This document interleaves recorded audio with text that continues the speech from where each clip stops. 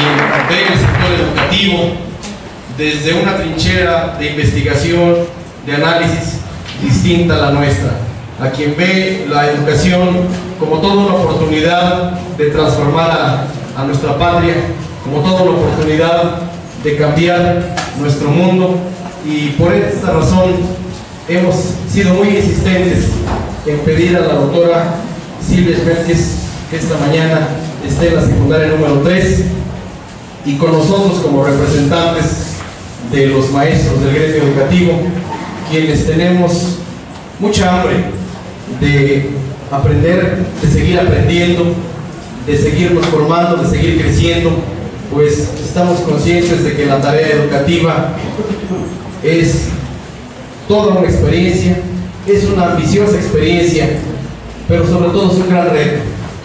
Por esa razón le hemos invitado, doctora, para que esté con nosotros, con esta comunidad de docentes, agradeciendo desde luego a los maestros, jefes de enseñanza que amablemente han aceptado estar con nosotros, al maestro Raúl Flores Espinosa, quien es director de Planeación Educativa del Instituto de Educación Básica del Estado, al maestro Gabriel Quevedo García, nuestro jefe de Departamento de Escuelas Secundarias, al profesor José Luis Pliego, supervisor de esta zona escolar número 4.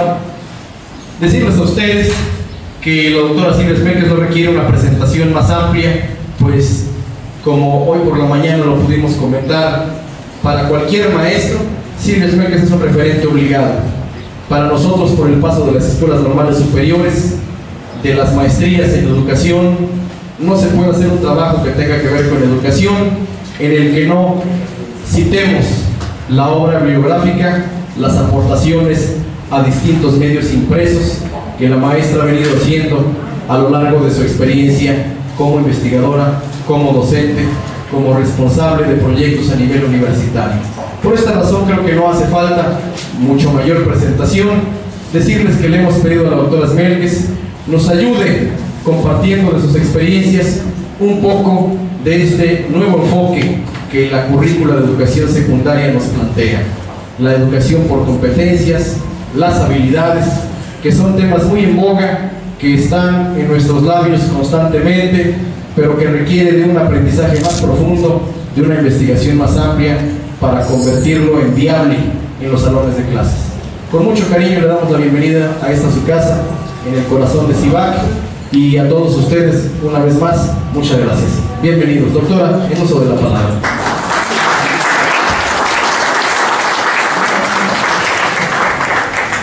Muy buenos días a todos ustedes, ¿se escuchan?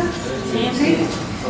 La verdad para mí es un gusto estar aquí en la secundaria 3 con ustedes esta mañana para tratar este tema que yo relaciono mucho con el tema de la calidad de la educación, porque creo que así debe ser. Mucha gente dice que el tema de las competencias viene de la palabra competir y se fija solamente en la preparación de los alumnos para la actividad económica, para la competitividad. Y bueno, yo siempre comienzo una plática sobre competencias diciendo que no, que la palabra competencias etimológicamente su origen es distinto al de la palabra competir, viene de la palabra ser competente. O sea, significa ser competente porque viene de una palabra que significa eso, diferente a la de competir. Entonces, sin embargo, sí se ha entendido en muchos casos que el enfoque por competencias prepara para la competitividad de naturaleza económica. Y entonces mucha gente encuentra limitaciones muy serias al enfoque por competencias.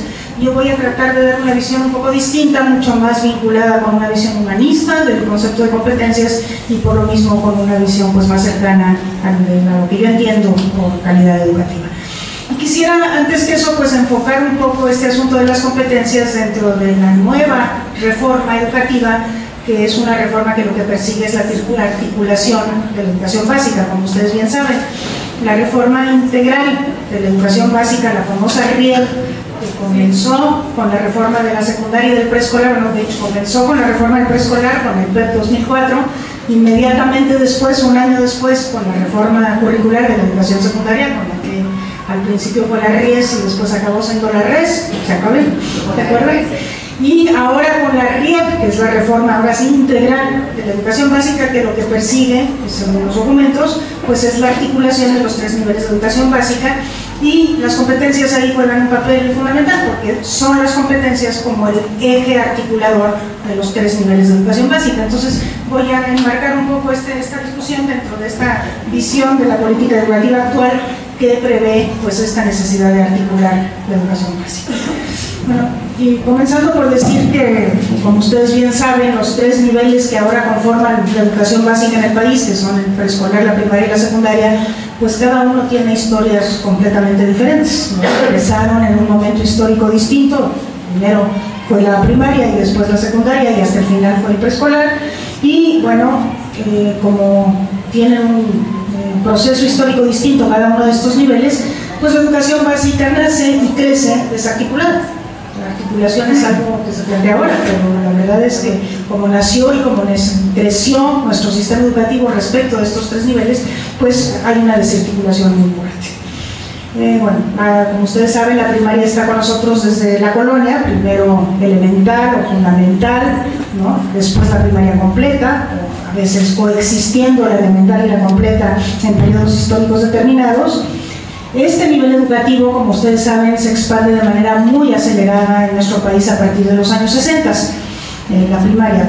El primer esfuerzo grande de planeación educativa que se hace en el país es el llamado Plan de 11 años, que dirigió Torres Bodet y que se publica en 1959, y que justamente lo que encuentra es que hay muchos niños fuera de la escuela, a pesar de que la educación primaria se considera un nivel obligatorio para la población y un nivel obligatorio para el gobierno tiene la obligación de proporcionar esta educación.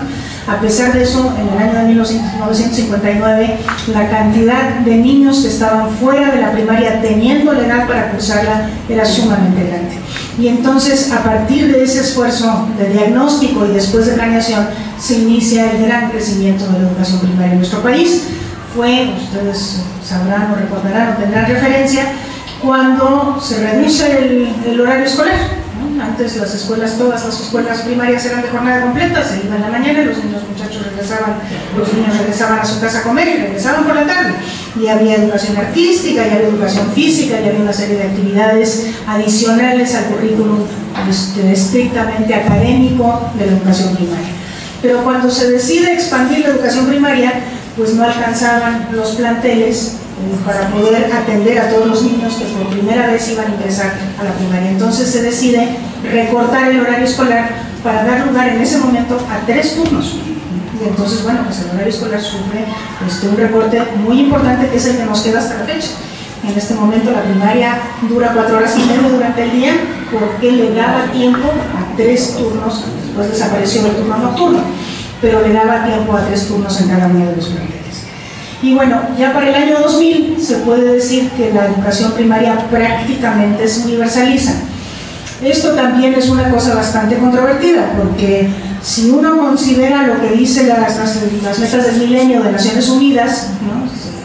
Las metas del milenio de Naciones Unidas referidas a la educación primaria es que todos los niños entre los 6 y los 11 años estarán inscritos en educación primaria. Eso ya lo cumplió México. Los niños entre los 6 y los 11 años, el 97%, digamos, ya es prácticamente lo que nos deja, es una cifra residual, están asistiendo a la primaria entre 9 y 11 años.